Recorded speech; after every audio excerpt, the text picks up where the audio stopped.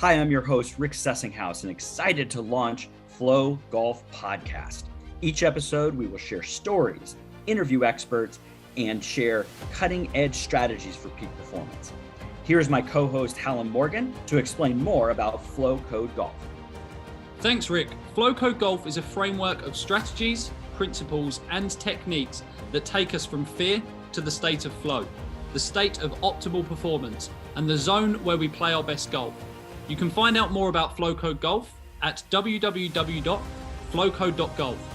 And I just want to finish up by saying this podcast is as much your podcast as it is ours. So please ask questions, provide feedback, and get engaged. I hope you enjoyed today's episode.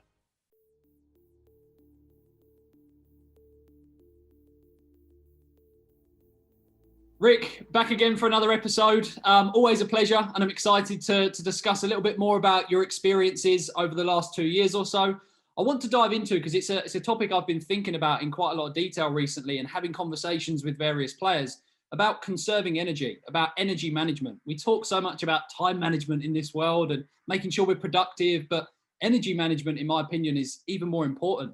So I just wanted to ask what experiences you've maybe had with some of your players, with some of your clients at some of these big events where I guess you're getting there maybe 3 days, sometimes even earlier before the event starts, then playing 4 rounds of golf and managing to conserve your energy over that entire period of time. So what experiences have you had with that, and how do you manage to help players conserve their energy?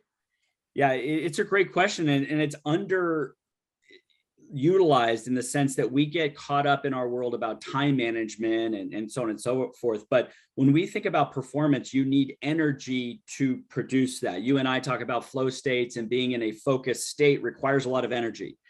And if we are looking at, let's say, PGA Tour player, they are usually on site on a Monday. They're playing a practice round or 9 holes, and then Tuesday's another practice round, Wednesday's a pro-am. Oh yeah, and then Thursday you actually start competing for 4 rounds, playing against the best players in the world on the most challenging golf courses. Is you better manage your energy. And so, I mean, I would love to share that I made a major mistake early in coaching Collin Morikawa. Is he was an amateur, and he got an invitation to play in the Arnold Palmer Invitational as an amateur at Bay Hill against the PGA Tour players.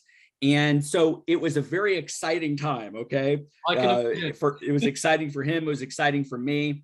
And you get there on site and you just want to soak it all in. And hey, let's go do 18 holes on Monday and let's hit some balls. Let's go putt. Oh, Tuesday, let's do the same thing. Let's go up early to get breakfast. And then before you knew it, Monday, Tuesday, Wednesday, we were there for a long time.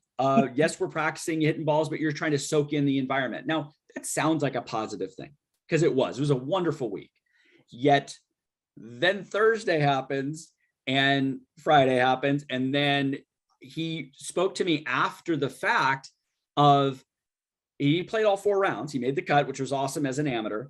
It's like, wow, I was tired.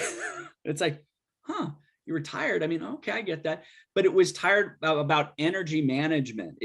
And I did a poor job of that. He was already prepared. Why did we have to overdo it? Why did we have to hit more balls? Why did we have to do 18 holes instead of 9 holes? And I made that mistake.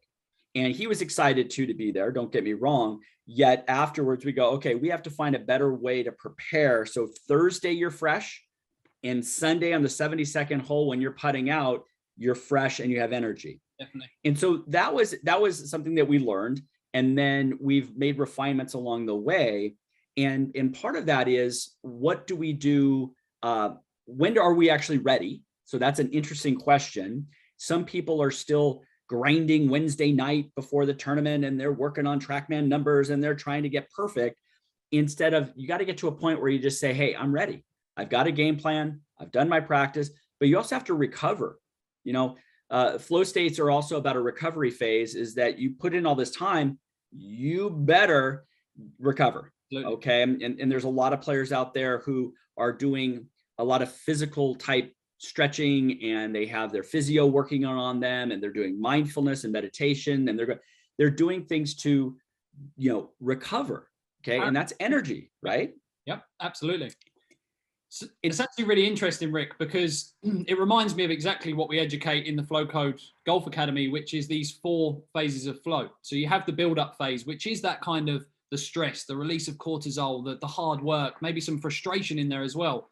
But then that moves into that flow gain phase, essentially. And the flow gain phase actually requires you to take a step back, actually engage with that parasympathetic nervous system, parasympathetic activities, the mindfulness, the meditation, the breathing exercises. And then you ultimately allow yourself, as you move up that flow gain phase, to hit flow peak.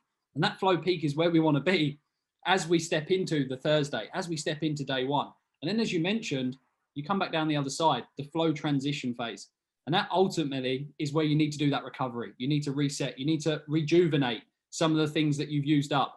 And at that, then as you move back into your flow build-up phase again. So I love that, because you're starting to, or you understood exactly how you can implement some of these flow principles to help with optimal performance when you need it most, rather than optimal performance when actually you should still be building up, or you should still be preparing or gaining. Or so I think it's really important. I love that story, Rick. It's vital to get that timing right, essentially.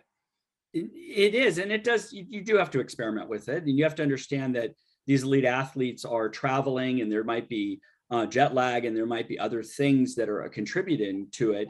But even with the player who plays every weekend and really wants to get ready for that Saturday and Sunday, and they're like trying to cram a test, right? And then on Friday they go, oh, I better go hit some balls. And it's more of a franticness to get ready, instead of, okay, I'm going to hit some balls, but I'm going to have some due diligence of, hey, I'm going to work on my tempo. I'm going to work on my balance, work on simple things, instead of, well, I got to fix my swing and I got to look at the biggest Instagram coach and all that stuff.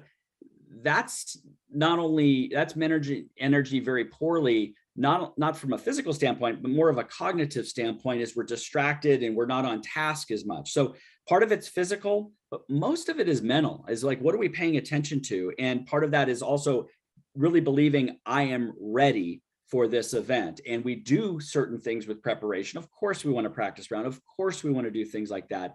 But what I've noticed with some players is they overdo it, thinking that's going to help them. And then at the end of the performance, 4 days, they don't have that same thing on Sunday that they had on Thursday. And it's interesting because, you know, this in 2021, I was very fortunate to go to the Ryder Cup with Collin Morikawa, and to see that, talk about the ultimate event. And so you would think, right, that you prepare more and you practice more and you do these things more because it's so important, right? And everybody throws out that word, it's important. But I think when I was there, I saw that Captain Stricker and these vice captains, there was just more of a vibe of saying, hey, we trust you in how you prepare. We don't need to do anything different. So don't think you have to be here all day. Don't think you have to do these other things. They're world-class for a reason. Right. And again, I have never been to another Ryder Cup, so I don't want to make any other judgments. But I think in the past, whether it's a individual tournament or a Ryder Cup, players and coaches think they have to do something special and do something extra and do that. And what ends up happening is that that's one counter to what has worked. And it only adds more things to where we burn up energy, both cognitively and physically. And you're in the Ryder Cup, potentially you're playing 2 matches a day on Friday and Saturday. And then you got to play a singles match on Sunday. And the amount of energy that is coming from the crowd and the gallery, and exactly, whoo-wee, right? And so I think part of what I really respected in Captain Stricker at the Ryder Cup is he trusted his golfers to say, hey, you know how to do this, go out and do it. I think from my standpoint of a coach, I had to check in with Collin of, you know, you go out on a Tuesday practice round, 3 days before the Ryder Cup, and the gallery is chanting your name, with Collin's name and chanting USA. And it is like it's a Sunday at a major, even more so, but it's a Tuesday practice round. So not getting caught up in that as a player, not getting caught up with that with like captains and coaches, it's like, okay, we're still here for a reason. We're preparing, we're creating a game plan, though, so on and so forth. So I think it's interesting, you know, when I look back at Collin's experience at Bay Hill, we were excited certainly as individuals, but then you go on a Ryder Cup where you have excitement for your country and your team. And yet we can't let that get a hold of us too much, and trust your preparation. And part of preparation is when you're at the course, but you have to allow yourself to be off the course, rejuvenate, like we talk about, do the things you've already done. So then Friday, in this case, Ryder Cup, Friday morning, you're ready to go, knowing that you're also going to have a singles match on Sunday, and conserving energy. And once you're there fully in the present moment. Absolutely. And I want to talk about that actually, Rick, and take this one step further into energy conservation and the kind of connection with flow. So we understand that obviously the conscious mind takes up significantly more energy to process information than actually the subconscious mind does. So I want to dive into some of the different ways that players can almost utilize flow as a principle to help them tap into the subconscious mind, act and perform from the subconscious mind, because I think it's almost a tool that they can utilize to conserve energy. If you've got players, competitors that are spending almost their entire 5 hours of the round in the thinking part of their brain, they're using up phenomenal amounts of energy from their conscious mind. If players can understand and utilize some tools to help tap into the subconscious part, just perform, even if it's slightly more from the subconscious part of their mind, then they're saving energy, they're conserving energy, because it requires such little energy to process information. So what are some of the ways that you would advise, and maybe you do advise your players, to help tap into that subconscious part when they're on the golf course, so as they can actually start to conserve energy and gain that advantage over competitors? It's a great question. And what pops in my mind is, I'm going to talk opposite first, is I have a lot of players who, when we do some post-assessment, they love to use the word grind. I was grinding out there. I go, well, that sounds like fun. And the grind is, they think that that's a badge of honor. And I'm saying that grinding is effort. Grinding is thinking. Grinding is burning up a lot of energy. You're not enjoying it. You're not even being in the present moment. And so that's how I start with, is that people, again, think that they have to grind, think that it has to be of high effort. And what you and I know is that conservation of energy is, one is trusting your subconscious, trusting your ability, trusting your routines, that, hey, I do this 30 seconds before to start to, turn down the thinking and starting to get creative and starting to get lost in the shot and remembering great shots that I've hit like this before. So now that subconscious can go out and do it. Definitely. And so I think that's what I look at, is I do kind of, people want to tell me that they're trying hard and there's a lot of effort. I'm saying, I think that's nice when things are really, really going bad, that you stay focused on that. Awesome. But really our goal is, like you mentioned, to trust the subconscious. You've been training it. It knows how to hit the darn ball over there. Allow it to happen through a proper pre-shot routine, through visualization, through recalling past great shots. Those are the things that I utilize to tap back into some of that subconscious. Absolutely. I couldn't agree more, Rick. And from a personal standpoint, it's something that I've recognized so much when I do work with my players one-on-one, especially in person. It seems more prominent when I'm working with players in person, but I could go into a session and actually my energy levels be quite low. I feel like I may be a bit worn out. I may have had a busy week or something like that. But once I step into that session with the player and we're engaging and we're talking about their experiences and we're finding strategies to improve and develop, and gaps that we can, opportunities to work on, I actually feel, once I finish that session, I have higher levels of energy than when I actually started it. And it could be a 2-hour, 3-hour session, but I'm more revitalized, I'm more energized at the end of the session than the start. And I genuinely believe that's because I've been utilizing my subconscious mind for almost the entire process of that conversation and tapping into flow. So I actually think we're talking about energy conservation here, but is there an opportunity or an argument that ultimately there's energy that we can increase our energy levels by tapping into flow and actually tapping into the subconscious mind? So it's not just, it doesn't become a conservation, but it becomes an energy, I guess, abundance, or creating more energy into your mind and into your physicality and everything like that. So, no, and I love what you just said there, because I not only do I believe, I know when I'm in a flow state through coaching, is that, let's say I do 6-7 coaching sessions the day. At the end of the day, I have more energy because I am focusing. I'm in the present moment. There's passion. I'm connecting, right? There's a lot of things that now keep feeding the cycle. that is not about trying harder, but it's truly being in the present moment, and that energy comes out. And that's why you and I talk about passion so much, is that there's a passion behind the performance. There's a passion in the moment that does feed us more, right? And it's not effort. No. It's just, we're living what we love to do. So guess what? It keeps feeding that cycle more and more and more. I'm a big proponent of that. So I'm glad you brought that up. Love that.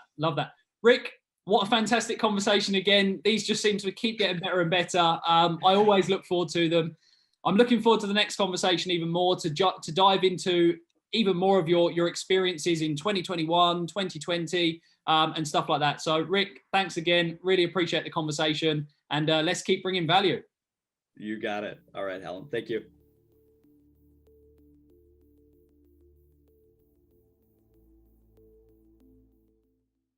Thank you for listening to today's episode. I know you've received some incredible information, and if you would like to hear more, please subscribe. Rick, how can our listeners learn more about the FlowCode Golf Academy? Are you a coach or a player? Well, I've created 2 free masterclasses. One for a coach to help you grow your mental game coaching business, and one for a player to master your mental game. Head over to www.flowcode.golf to gain free access now.